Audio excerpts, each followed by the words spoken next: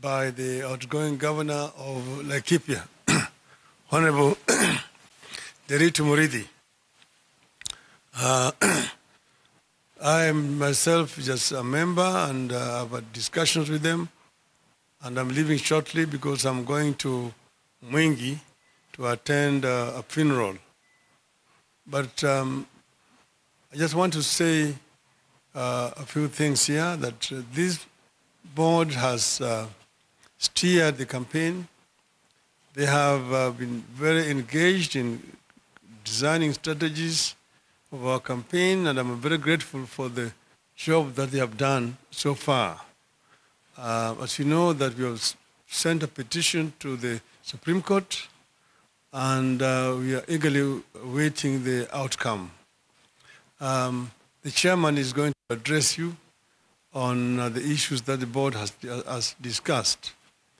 I just want to mention here that 2 days ago, I got a phone call from the Secretary General of United Nations, Mr. Guterres.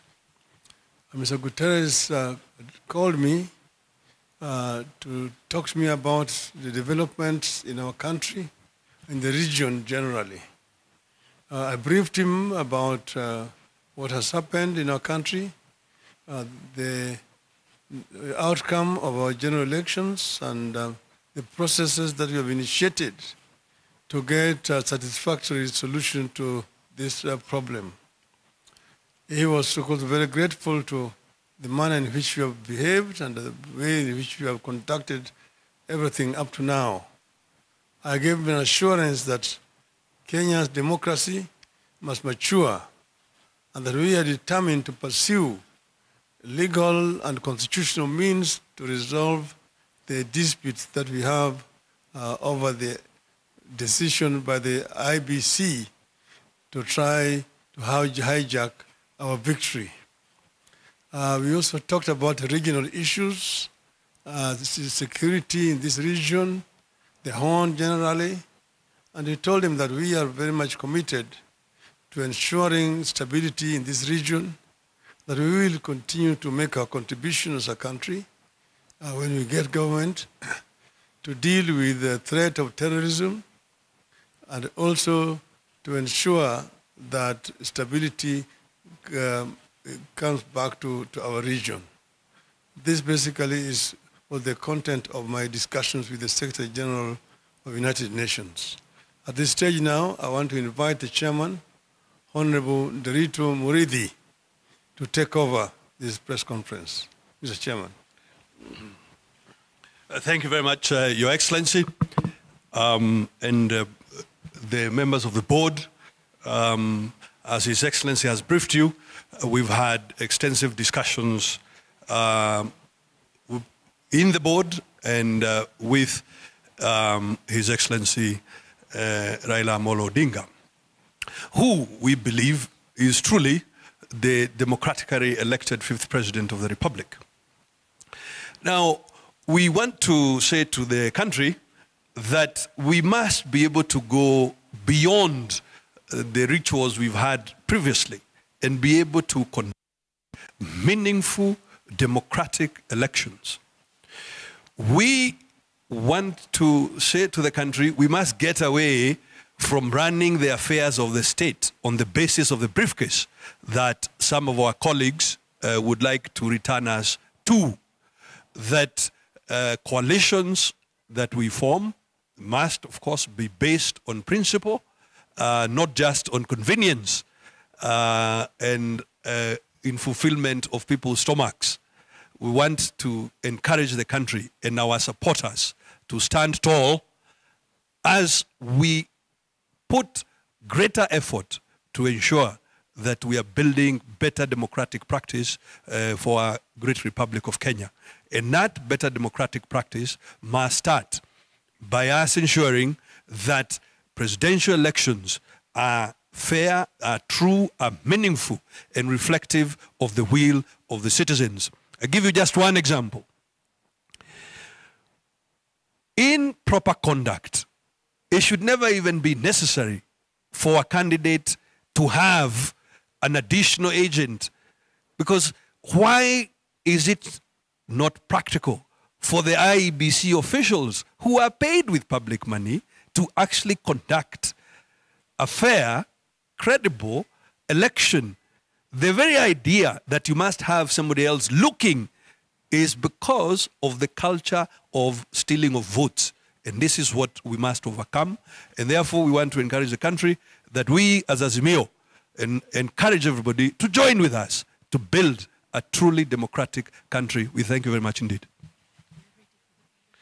Yes, and in haste, I forgot to remind you, we are quite ready for the elections on Monday in Kakamega, in Mombasa, as well as in 6 constituencies, and we look forward to it. We encourage all our supporters and all Kenyans to get out and vote. It is your right, it is your responsibility. Tafadhalini, let us come out and vote on Monday in the respective areas. Thank you very much indeed. Fatma. Okay. Thank you very much.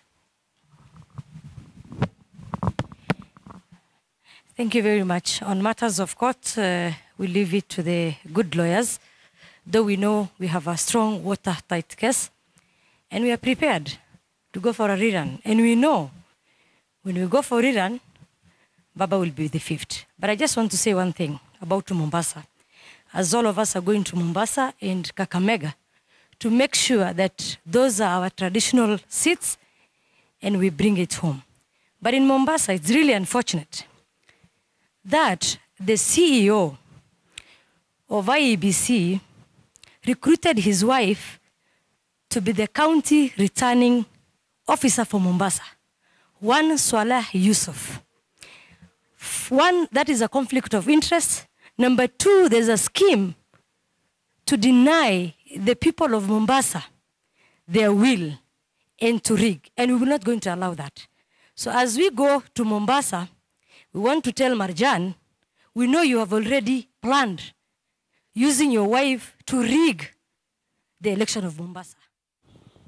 All right, that is at the Jaramogi Odinga Foundation in Upper Hill, where Raila has just concluded a meeting there. The Azimio presidential candidate Raila Odinga has just concluded a meeting with the Azimio election board. The briefing began with Raila just recapping how happy he has been with the role the board has played. And the meeting was to assess what has been done so far and what more needs to be done moving forward. The Azimio candidate then took time to let Kenyans know that he also had a conversation earlier this week with the United Nations Secretary General Antonio Guterres, where the discussions focused on Kenya and the just concluded election and the process now ongoing at the Supreme Court, and also regional matters, security in the region, terrorism, and so much more as well. It was a wide-ranging discussion, and the Azimio candidate took time to explain to Kenyans about some of the details they discussed there with the United Nations Secretary General. Thereafter, the chair of that board, Nderito Moreithi, the former Laikipia governor, went on to state that from where they stand, they believe Raila won the election. He also stated that Kenyans must go beyond rituals to have meaningful democratic elections, not running of elections and the state by a briefcase.